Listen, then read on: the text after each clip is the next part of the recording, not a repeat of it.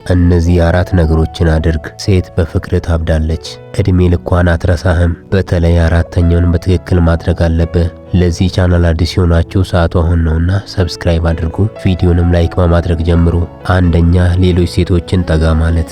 ይህ በሳይኮሎጂው ዓለም ሶሻል ፕሩፍ ወይም የማህበራዊ ማረጋገጫ ተብሎ የሚጠራ ሲሆን አንዲት ሴት ያላትን የውድድር ስሜትን በመቀስቀስ አንተን ለማግኘት እንድታብድ የሚያደርግ እጅግ ኃይለኛ መሳሪያ ነው። በስነ ልቦና እውቀት መሰረት የሰው ልጅ ተፈጥሯዊ ባህሪው ሌሎች ሰዎች የፈለጉትን ነገር የመፈለግ አባዜ ነው።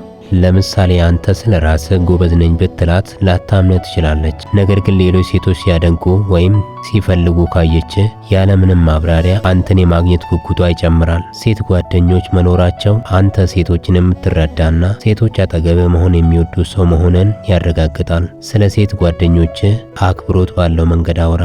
ጓደኛዬ ገሊት እንዲህ አይነት አስተያየት ሰጥታኝ ነበር ወይም ካንቺ ጋር ያለን ወዳጅነት ከገሊት ጋር ካለኝ ይለያል የሚሉ ንግግሮች አንተ በሴቶች ዘንድ የምትታወቅና የምትፈለግ መሆንህን በረቂቅ መንገድ ይነግሯታል።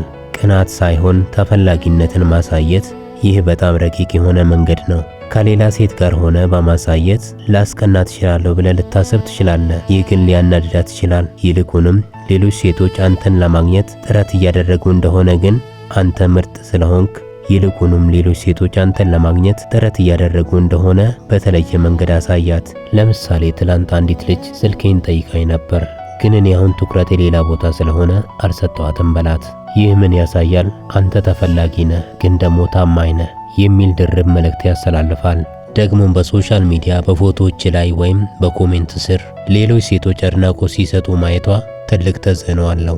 ልክ በአካል ስትገናኙ ስልኬ በቴክስት ተጨናነቀ ብለ ስልክህን አጥፋው። ማን እንደጻፈልህ አትናገር። ይህ ሚስጥራዊነትና ተፈላጊነት ተደምሮ አእምሮዋ ባንተ ላይ ብቻ እንዲያተኩር ያደርጋል። ይህ ታዲያ እንዴት ሴትን በፍቅር ያሳብዳል ካልከኝ፣ አንዲት ሴት በሌሎች ሴቶች የሚፈለግ ወንድ ስታገኝ የሚከተሉት ነገሮች በውስጧ ይፈጠራሉ።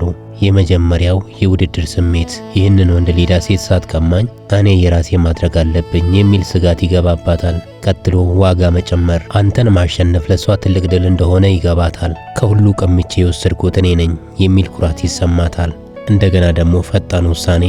አንተን ለማጥናት የምታጠፋውን ጊዜ ቀንሳ ቶሎ ወደ ግንኙነት ለመግባት ትቸኩላለች። አንተ እንደ ውድ አልማዝ መሆን አለብህ። አልማዝ ሁሉም ሰው እጁን የሚዘረጋለት ነው። አንተ በሴቶች መሃል ያለ አልማዝ መሆንህን ካሳያሃት እሷ አንተን ላለማጣት ስትል ማንኛውንም ነገር ታደርጋለች። ሁለተኛ፣ የውስጥ ሚስጥሯን መስረቅ። በጥንቆላና በሳይኮሎጂ መካከል ያለ ረቂቅ ድልድይ ነው። ይህ ስልት አንዲት ሴት ገና በደንብ ሳታውቅ እንኳን ይህ ሰው ከእናቴ በላይ ያውቀኛል ብላ እንድታምንና በድንጋጤም በደስታም እንድትቀልጥ የሳይኮሎጂ ጥበብ ነው። በድንጋጤም በደስታም እንድትቀልጥ የሚያደርግ የሳይኮሎጂ ጥበብ ነው። ይህ ስልት በርናም ኢፌክት በሚባለው የስነ ልቦና ህግ ላይ የተመሰረተ ነው። አንተ የምትናገረው ንግግር 90% የሚሆኑ ሴቶችን ሊገልጽ ይችላል። እሷ ግን ይህንን ሚስጥሬን እንዴት አወቀ ብላ ትገረማለች። ይህ ደግሞ በአንተና በሷ መካከል የመንፈስ ግንኙነት እንዳለ እንድታምን ያደርጋታል። ይህ ማለት ምን ማለት መሰለ? የውስጥና የውጭ ግጭት ስልት ወይም ዘ ፓራዶክስ ይባላል። ይህም ማለት ሰዎች ሁል ጊዜ በውስጣቸው ካለው ማንነት ተቃራኒ የሆነ ውጫዊ ገጽታ ያሳያሉ። አንተ ይህንን ተቃርኖ ንገራት። እንዴት ካልከኝ እንዲህ ትላታለህ። ከላይ ስመለከትሽ በጣም ጠንካራ፣ በራስሽ የምትተማመኝና የማንም እርዳታ የማያስፈልግሽ ሰው ትመስያለሽ። ግን በጥልቀት ስመለከትሽ ውስጥሽ ላይ በጣም ስስ የሆነች የሚረዳትና የሚንከባከባት ሰው የምትፈልግ ትንሽ ልጅ አለች በላት። እያንዳንዱ ሴት በውስጧ ይህ አይነት ስሜት ስላላት እንዴት አወክ ብላ ትገረማለች። ሰዎች ሁሉ ያላሳኩት ወይም የተዉት አንድ ህልም አላቸው። በአሁኑ ህይወትሽ ደስተኛ ብትመስይም ግን አንድ ትተሹ የነበረ ትልቅ ህልም እንዳለሽ ይሰማኛል። ያንን ህልም ባለማሳካትሽ የሚሰማሽን ጸጸት ለማንም አትናገሪም በላት። እሷም በውስጧ እንዲህ ትላለች፣ ይህ ሰው ነፍሴን እያነበባት ነው ብላ እንድታስብ ያደርጋታል። አብዛኛው ሰው ሰዎች በትክክል አልተረዱኝም ብሎ ያስባል። ሰዎች አንቺን ሲያዩሽ ዝምተኛ ወይም ተጫዋች ትመስያቸዋለሽ። እውነቱ ግን አንቺ የምትጫወቺው ሰዎች እንዳይረብሹሽ ብለሽ ነው። ትክክለኛው ማንነትሽን የምታሳዩ ደግሞ ላመንሽው ሰው ብቻ ነው በላት። ወዲያውኑ የመከላከያ ግንቧን ጥላ ካንተ ጋር ትቀራረባለች። አንዲት ሴት ይህንን ስልት የሚጠቀም ወንድ ካገኘች የሚከተሉት ነገሮች በውስጧ ይፈጠራሉ። የመጀመሪያው የመንፈሳዊ ቁርኝት ስሜት። ይህ ሰው ከተፈጠርኩበት ጊዜ ጀምሮ ያለውን ነገር ሁሉ ያውቃል፣ በጣም ይገርማል ብላ በግርምት ታሰላስልሃለች። ቀጥሎ መከላከያ ማጣት፣ ሚስጥሯን እንደወሰድክባት ስለምታስብ ምንም ነገር መደበቅ እንደማትችል አምና ራሷን ትሰጣለች። በመቀጠልም ሱስ፣ አንተ ስለሷ የምትሰጠውን ትንታኔ ለመስማት ስትል ሁል ጊዜ አጠገብ መሆን ትፈልጋለች። ስለዚህ እንደ አይን አዋቂ ሁን። ሰዎች ስለ ራሳቸው ጥልቅ ማንነት የሚነግራቸውን ሰው ይወዳሉ። አንተ የእሷን የማይታይ ማንነት እንደ መስታወት ካሳየሃት እሷ ካንተ መራቅ አይቻላትም። ምክንያቱም የእሷ እውነተኛ ረዳት ያለው አንተ ዘንድ ብቻ እንደሆነ ታምናለችና። ሶስተኛ፣ ለመልቀቅ ዝግጁ መሆን። በመላው የፍቅርና የሳይኮሎጂ ዓለም ውስጥ ትልቁና ኃይለኛው የማግኔት ኃይል ነው። ይህ ስልት ብዙ ወንዶች የሚወድቁበት የመለመንና የመንጠልጠል ባህሪን ሰብሮ አንተን በጨዋታዊ በላይ የሚያደርግ ምስጢር ነው።